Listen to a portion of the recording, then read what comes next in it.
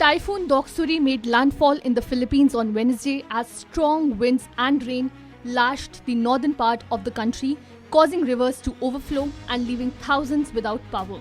At least one person has been killed in the northern archipelago as the heavy rains have resulted in the flooding of low-lying villages and have displaced thousands of people.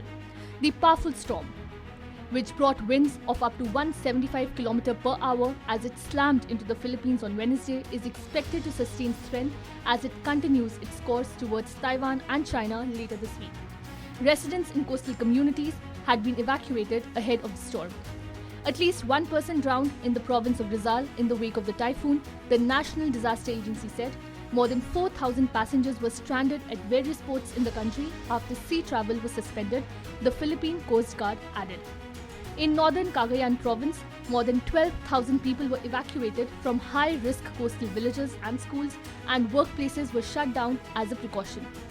"We are being battered here," Manuel Mamba, governor of northern Cagayan province, said, adding that no casualties have been reported in the province so far. A damage assessment would be done after the typhoon passes, but Mamba said he feared there could be extensive damage to Cagayan Valley's corn and rice farms, which had already been battered by a months-long dry spell before Doksuri hit. The Philippine Weather Bureau said violent, life-threatening conditions are expected to continue on Wednesday over northwestern Cagayan and the outlying Babuyan Islands, as well as the northern mountainous Apayao and Ilocos Norte provinces. China's Central Meteorological Administration said Doksuri is expected to move northwest at a speed of 10 to 15 km per hour and enter the northeastern part of the South China Sea starting Wednesday until Thursday morning. It will sweep past southern Taiwan on Thursday and is predicted to make landfall along the coasts of central Fujian and eastern Guangdong provinces on Friday morning, Chinese weather forecasters predicted.